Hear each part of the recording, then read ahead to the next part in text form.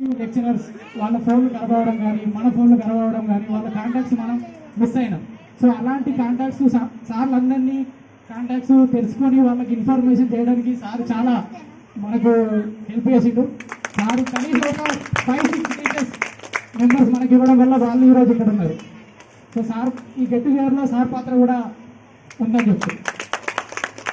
ఈరోజు ఏర్పాటు చేస్తున్నటువంటి పూర్వ విద్యార్థుల ఆత్మీయ సమ్మేళనానికి ఇచ్చేసినటువంటి మా అప్పటి ప్రధానోపాధ్యాయులు నమ్మల్ల సార్ గారు, మరియు నాకు ఇంటర్లో ఫిజికల్ సైన్స్ బోధించినటువంటి మా గురువు, తర్వాత ప్రధానోపాధ్యాయులుగా ఇచ్చేసినటువంటి అంజారెడ్డి సార్ గారు, మరియు మా ఉపాధ్యాయ మిత్రులు అందరికీ నమస్కారం. మరియు విద్యార్థులకు శుభాశీస్సులు.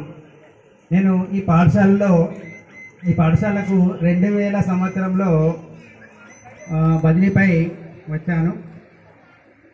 తర్వాత నేను ఇక్కడే ఉన్నాను, కానీ 3 ప్రధానోపాధ్యాయులు మారారు. అంటే హనుమల్ల సారు నాకు 4వ ప్రధానోపాధ్యాయులు గారు. ఇలా 4 ప్రధానోపాధ్యాయుల పర్యవేక్షణలో నేను ఇక్కడ చాలా చక్కటి అనుభవాన్ని సంపాదించగలిగినాను. మరియు నేను ఇక్కడ ఏ ప్రధానోపాధ్యాయులు గారు ఉన్నా కూడా ఏ సబ్జెక్ట్ ఇచ్చినా మరి ఎడ్జిటీగా ప్రతి సబ్జెక్ట్, ఒక హిందీ తప్ప లక్ష్మీనారాయణ సార్ గారు అనేవారు, మరి నా సబ్జెక్ట్ కూడా తీసుకోవాలా అని అనేవారు. కానీ నేను ఒక హిందీ తప్ప అన్ని సబ్జెక్ట్స్ బోధించే అవకాశం నాకు ఈ పాఠశాలలో అవకాశం వచ్చింది. కాబట్టి మరియు నాకు సర్వీస్లో ఇది 2వ పాఠశాల. సుదీర్ఘంగా దాదాపు 9 సంవత్సరాలు ఇక్కడ చాలామంది అనుభవజ్ఞుల సరసన పనిచేసే అవకాశం నాకు దక్కింది. చాలామంది ఇక్కడ రిటైర్ అయిపోయారు, బదిలీపై వెళ్ళారు.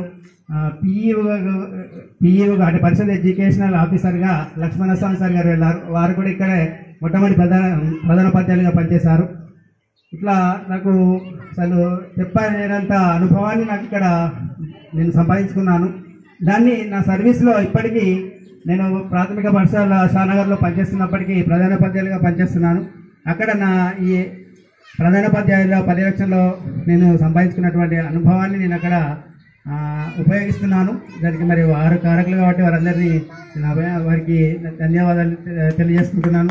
తర్వాత ఇప్పుడు ఈ బ్యాచ్ వాళ్ళు 2009-10 వాళ్ళు 10వ తరగతికి వచ్చిన తర్వాత రేషనలైజేషన్లో అనుకోకుండా నా హెచ్జిడి పోస్ట్ పోవడం చేత బదిలీ కాబడ్డాను. అప్పటికి కూడా నాకు యాక్చువల్గా ఇష్టం లేకుండే, కానీ ప్రభుత్వ నిబంధనలను అనుసరించి వాళ్ళ యొక్క బలవంతపు బదిలీ అనుకోండి, అలా నేను వెళ్ళాల్సి వచ్చింది గోపాలరావుపేటకి.